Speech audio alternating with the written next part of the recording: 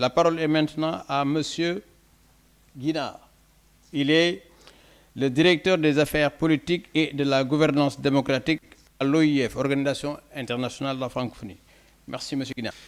Monsieur le ministre, secrétaire général de la présidence de la République du Sénégal, Monsieur le président du Conseil national de régulation de l'audiovisuel de la République du Sénégal, Monsieur le président du réseau francophone des régulateurs des médias, Monsieur le président du réseau des instances africaines de régulation de la communication, Madame la ministre représentante personnelle du président de la République du Sénégal auprès de l'Organisation internationale de la francophonie, Mesdames et Messieurs les présidents, distingués invités, je suis très heureux, vraiment très heureux d'être parmi vous aujourd'hui à Dakar, à l'occasion de cette 8e conférence des présidents du REFRAM, qui portera donc sur la poursuite du dialogue entre les régulateurs et les plateformes. Et je ne veux surtout pas m'immiscer dans le débat entre la Teranga et l'Akwaba, mais puisque j'ai été accueilli par le pays de la Teranga pendant plusieurs années, je confirme que c'est déjà au top.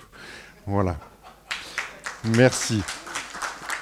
Mais je voudrais entamer mon propos en vous transmettant les chaleureuses salutations de la secrétaire générale de la francophonie, Madame Louise Mouchiki-Wabo, qui suit très attentivement les travaux du REFRAM et s'est réjouie personnellement de l'organisation de cette conférence des présidents au Sénégal. Je suis également ravi de vous retrouver toutes et tous depuis la dernière conférence du REFRAM organisée conjointement avec le RIARC en avril dernier à Abidjan, conférence qui avait abouti à la signature d'un protocole d'engagement volontaire avec plusieurs plateformes numériques, dont Meta, dont je salue la présence aujourd'hui. Beaucoup de chemin a été parcouru depuis à la francophonie.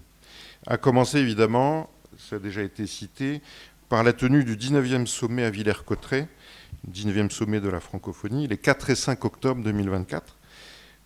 À cette occasion, les chefs d'État et de gouvernement ont souligné leur détermination à préserver un espace informationnel fiable et sûr, et ont illustré cette détermination en lançant un appel aux plateformes numériques, l'appel de Villers-Cotterêts pour un espace numérique intègre et de confiance dans l'espace francophone. Ce geste politique, à haute valeur symbolique, s'est basé sur votre travail, qu'il salue d'ailleurs dans la déclaration, à savoir l'adoption de la déclaration du protocole issu de la conférence d'Abidjan en avril dernier. Je tiens à cet égard à rendre hommage, au nom de l'OIF, aux efforts soutenus, conjoints du REFRAM et du RIARC pour leur plaidoyer au plus haut niveau de la francophonie en faveur de l'adoption de cet appel. À l'occasion du sommet de la francophonie, les chefs d'État et de gouvernement ont également adopté une résolution sur les situations de crise, de sortie de crise et de consolidation de la paix dans l'espace francophone, dans laquelle ils ont souligné, et je cite, l'importance de garantir l'accès des populations à une information libre, fiable, indépendante et pluraliste, exempte de manipulation et de discours de haine, y compris dans l'espace numérique, par des législations appropriées.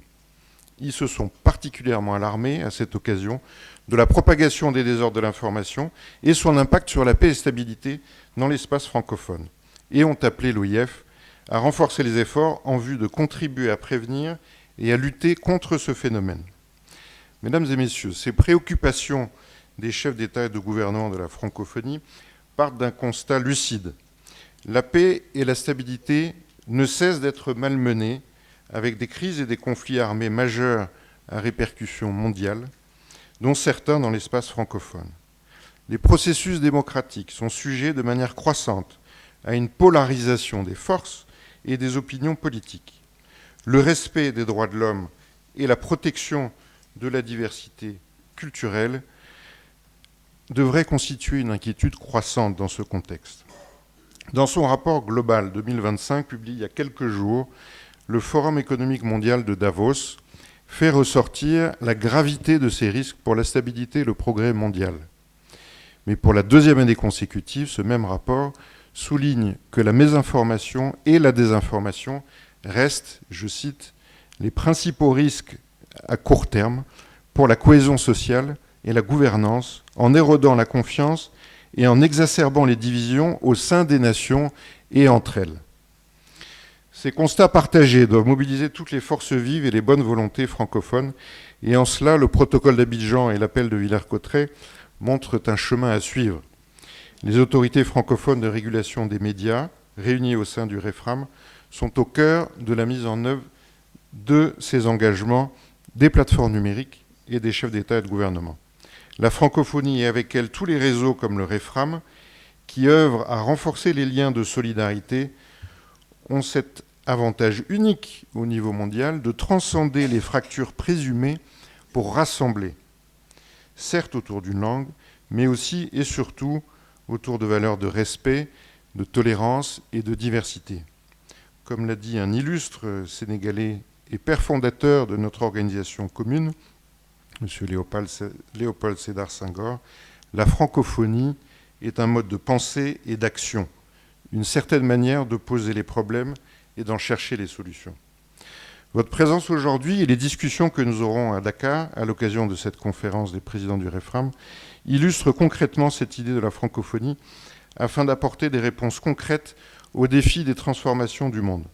Nous sommes convaincus de l'impact crucial qui peut résulter de votre coopération pour la régulation des plateformes numériques et la lutte contre les désordres de l'information. Mesdames et messieurs, avant de terminer, je voudrais juste adresser quelques mots de remerciement et de félicitations.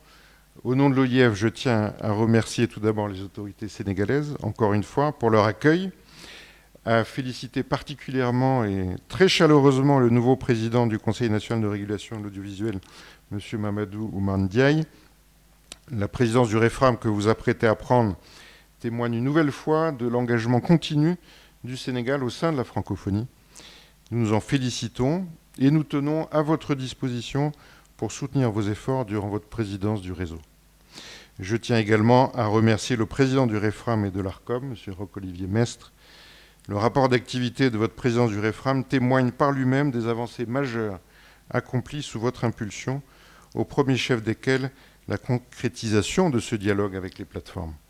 Alors que votre mandat, tant de président de l'ARCOM que du REFRAM, se termine, l'OIF tient à saluer votre engagement personnel au service de la francophonie à laquelle nous connaissons votre attachement. Et je formule le vœu que votre chemin à celui de la francophonie continue de se croiser. Enfin, sur une note plus triste, je souhaiterais profiter de cette tribune pour rendre hommage à M. Jean-François Furnémont, que nombre d'entre vous ont connu et qui a disparu en octobre dernier. Depuis les débuts du REFRAM en 2007, il avait œuvré personnellement aux côtés de l'OIF, ainsi qu'avec beaucoup de vos autorités, au renforcement de la coopération et de la régulation indépendante des médias dans l'espace francophone.